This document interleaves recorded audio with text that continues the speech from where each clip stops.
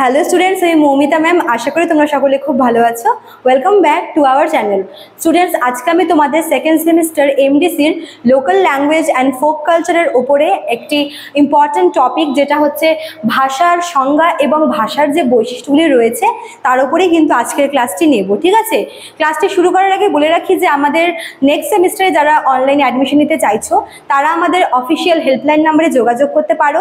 আমাদের helpline number দুটি আছে, একটা হচ্ছে 6295916282 আর একটা হচ্ছে 7076398606। ঠিক আছে, দেখো দেওয়া আছে এখানে নাম্বার দুটো, তোমরা যে কোনো একটি নাম্বারে যোগাযোগ করতে পারো।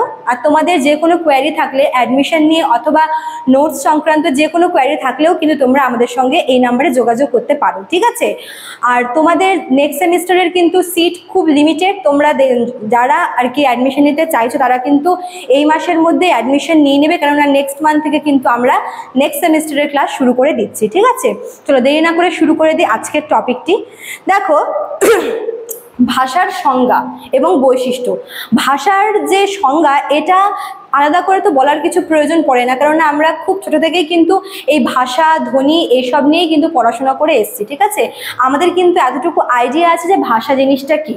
ঠিক আছে, দেখো ভাষা যেটা হচ্ছে সেটা তো অনেকটা নদীর মতো। কথায় বলে যে ভাষা হচ্ছে নদীর মতো, কেননা যে আমাদের মানে মানুষের যে জন্ম, মানুষের জন্মের আগে থেকেই কিন্তু ভাষার জন্ম হয়েছে।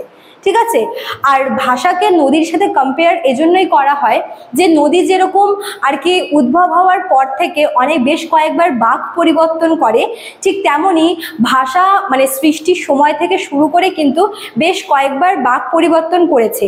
এই বাঁক পরিবর্তন করা মানে হচ্ছে ভাষা কিন্তু বিভিন্ন এই যে ধ্বনির যে আর কি গ্রহণ বর্জন হয়েছে। ঠিক আছে, একদম শুরুতে ভাষার মানে রূপটা অন্যরকম ছিল এবং তারপরে বিভিন্নভাবে মডিফাই হতে হতে কিন্তু বর্তমান যুগের ভাষাকে আমরা অন্য রূপেই দেখি। ঠিক আছে, যদি আমরা ভাষার একটা প্রপার সংজ্ঞা দেখি, তো ভাষা বলতে আমরা কি বলি যে মানুষের যে মুখনিসৃত ধ্বনি, সুস্পষ্ট ধ্বনিকেই কিন্তু ধ্বনি সমূহের বৈশিষ্ট্যকে বলা হয় ভাষা। মানুষের মুখের দ্বারা উচ্চারিত সুস্পষ্ট অর্থপূর্ণ ধ্বনির সমষ্টিকে বলা হয়ে থাকে ভাষা। ঠিক আছে, শুধুমাত্র যে উচ্চারিত হবে এটাই না, সেটাকে অবশ্যই কিন্তু সুস্পষ্ট হতে হবে। ঠিক আছে, ভাষার বৈশিষ্ট্যের মধ্যে এটা একটা পড়ে যে ভাষা হচ্ছে মানুষের মুখনিসৃত উচ্চারিত ধ্বনির সমষ্টি। ঠিক আছে, এবং এই উচ্চারিত ধ্বনি সমষ্টি শুধুমাত্র উচ্চারিত হবে এমন না, তাকে কিন্তু অর্থপূর্ণ হতে হবে। ঠিক আছে, যদি কোনো অর্থহীন উচ্চারণ করা হয় তবে তাকে কিন্তু আমরা ভাষা বলে গণ্য করব না। ঠিক আছে, অর্থাৎ যেই ভাষা বা যেই ধ্বনি উচ্চারিত হবে সেই ধ্বনিকে অবশ্যই অর্থপূর্ণ হতে হবে। ঠিক আছে, এটা হচ্ছে ভাষার প্রাথমিক বৈশিষ্ট্য। নেক্সট হচ্ছে যেই আর কি ধ্বনি উচ্চারিত হবে তাকে অবশ্যই স্পষ্ট হতে হবে। যদি এলোমেলো কোনো শব্দ বা ধ্বনি উচ্চারিত হয় তবে কিন্তু তাকে ভাষা বলে গণ্য করা যাবে না। ঠিক আছে, অর্থপূর্ণ এবং সুস্পষ্ট দুটাই কিন্তু হতে হবে। ঠিক আছে, দেখো ভাষার মাধ্যমে যেহেতু আমরা মনের ভাব প্রকাশ করে থাকি, তো ভাষার এই যে প্রকাশ করার দিকটাকে দুভাগে ভাগ করা হয়ে থাকে। একটা হচ্ছে বহিরঙ্গ আর একটা হচ্ছে অন্তরঙ্গ। বহিরঙ্গ অন্তরঙ্গ কি? বহিরঙ্গ হচ্ছে ভাষার ধ্বনি। ঠিক আছে, মানে ভাষার দুটা দিক আছে, একটা হচ্ছে বহিরঙ্গ আর একটা অন্তরঙ্গ। বহিরঙ্গ হচ্ছে ভাষার যে ধ্বনিটা, সেটাকে হচ্ছে বহিরঙ্গ বলে, আর অন্তরঙ্গ হচ্ছে ভাষার যে অর্থ তাকে বলে। ঠিক আছে, অর্থপূর্ণ এবং সুস্পষ্ট যে ধ্বনিসমূহের বৈশিষ্ট্য তাকেই ভাষা বলা হয়ে থাকে।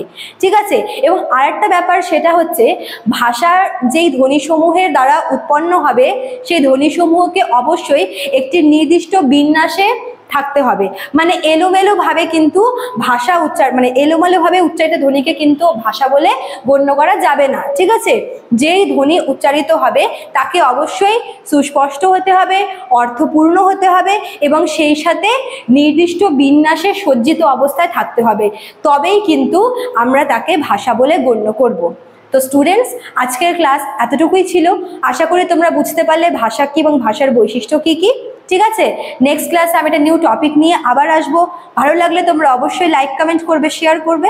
দেখা হচ্ছে নেক্সট ক্লাসে। Thank you.